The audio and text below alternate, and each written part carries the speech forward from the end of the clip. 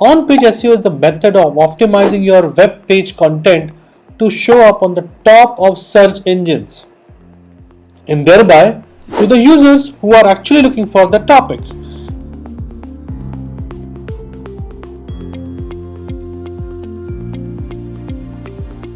Hi, I'm Avinash. Today I'm going to share some more information on another important topic in SEO, which is on-page SEO.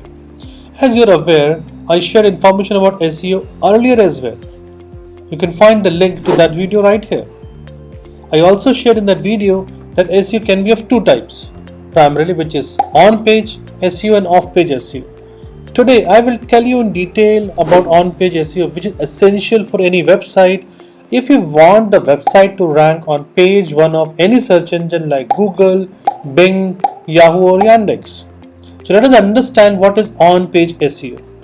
On-page SEO is the method of optimizing your web page content to show up on the top of search engines and thereby to the users who are actually looking for the topic. Therefore, it is also called on-site SEO. Wondering why on-page SEO is important for your business? On-page SEO is one of the most important things you need to get your website on top of search engines. On-page SEO helps you rank higher on search engines, thereby your website gets more visibility to your potential users who are actually looking for a solution which you or one of your competitors can provide. So, if you're on page 1 of Google and rank higher than a competitor, chances are this that the customer or the potential customer will reach you first rather than second or third or maybe never. So, what are the key elements of on-page SEO and how it is supposed to be done? That is something which I will tell you in the next video, but let us understand the key elements of on-page SEO. To ensure that you have done very good or high quality on-page SEO, a few elements you need to pay attention to. Number 1, publish high quality content. When I say high quality, it means a comprehensive and original content. Comprehensive and originality scores in terms of content. Create useful content keeping in mind a specific user.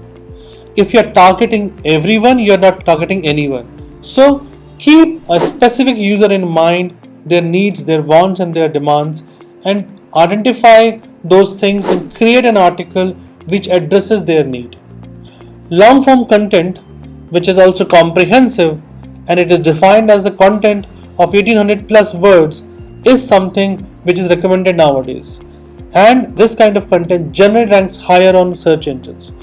Include non-text elements such as images and videos in your content, because if you have a big block of text and if you give some respite by adding some interesting images, the chance of this, the customer's engagement on that page will be so much better and the user will remain on the site for a longer duration of time. The longer they stay on your website after coming in from a search engine, the better it is, because Google will understand that your website has the right content for the right user's need. And that's how the long form content or content with the right images and videos can help you rank higher on Google. Number 2, optimize your page content. Before you write your blog or page, do your keyword research thoroughly. Identify what kind of content you should create, what kind of things you should be adding in that article so that the article is comprehensive in nature. Identify what all you should include in your content by doing competitor research. Do a Google search with the keyword for which you want to rank for. Look at who all are ranking. Review the article they have created. Identify what kind of headers they have got, what kind of content they have added. Note it down thoroughly on a piece of paper. And once you have noted down all the headers, all the kind of content, all the kind of things they have added in the article, you will be ready with an article which is comprehensive in nature. Once you have done keyword and competitor research, create an article by creating a strong flow of the article in a waterfall structure and identify all the headers which should be there in the article. This is something which is extremely critical, because customers, when they are reading a new concept or a new thought or new perspective, they needs to be taken step by step. They need to be shared content which is easy to understand and it is in the water flow kind of structure. Number 3, communicate page intent right in the beginning. Okay, if you're writing an article on payment gateways, start talking about payment gateways in the beginning. Don't start talking about e-commerce, because if a user is coming on your page about payment gateways, and if you support that thought by saying that you are going to talk about payment gateways in that article right at the beginning, chances are the user will stay on your page for a longer duration of time. Number 4, insert headers or subheaders as frequently as possible. Remember to place keywords in your headings and subheadings. Okay, now these headers give respite to users. Many times what happens when a person comes to your article, and if they find headers, they skip some headers, they go to headers which are important, something which is valuable to them, and they continue to read the article. If you don't provide headers, the articles again becomes a blog of lot of content. It's a sea of content, nobody understands what is happening, and they just get out of the article. So this is another thing which I wanted to talk about. Number 5, optimize page titles and meta descriptions. Each page must have a unique page title with focus keyword at the beginning. Keep page title short, which is below 65 characters, and descriptive. The meta description should be below 160 characters and should communicate the user what the content is all about. The meta description and page title are primarily the two things which are visible on Google's or Yahoo's search engine result page. And this is what is visible. Now these are your hooks to bring the customer from that listing to your website. This is the thing which the customer clicks. So if your meta description and page title are answering the kind of thing the customer is looking for, the customer will click or user will click and come to your website. That's why it is one of the most important thing to pay attention to. Another thing which is important here is that optimization of images and other multimedia elements. Images and multimedia elements are very important.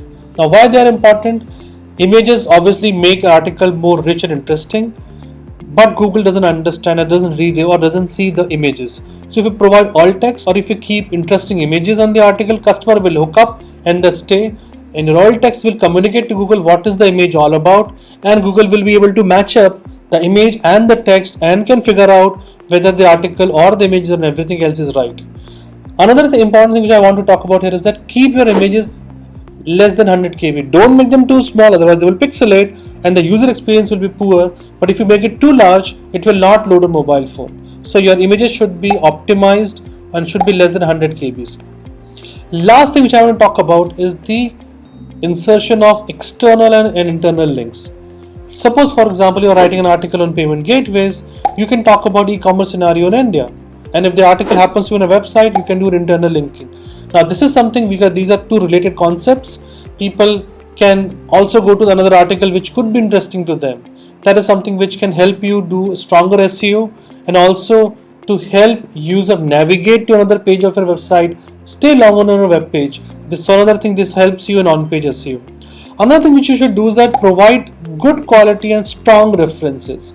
When you put good quality and strong references on your website, what happens, Google understands from where you are picking up the data. So for example, if you talk about the world economy numbers, if you're not an economist by your qualification, or if you don't have credentials to talk about global economy numbers, and if you give a link to say World Economic Forum and talk about world economy figures, then it communicates to Google that what you're talking about is coming from an authenticated source. So this is something which also helps in on-page SEO, because Google is able to go back and check that the fact which you have given is right. It is not something which you're faking. I'm sure that you must have seen a lot of information and a lot of stuff on fake news, and internet is something where all the search engines trying to remove all the fake news. So if you provide authenticated sources, you help your case. You communicate to Google that you know the subject, you're referencing to the right people, and your content is genuine. So these are some of the things which you should pay attention to, and if you ensure that these elements are followed in an article, I can assure you that your web page will rank on page on Google or Yahoo or Bing or Yandex in no time.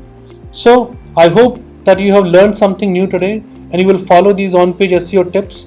And if you want to learn further, stay tuned, because I'm going to create a video where I will show you how to do on-page SEO on your website. And that is something which will be very, very useful and valuable. So stay tuned. Thank you.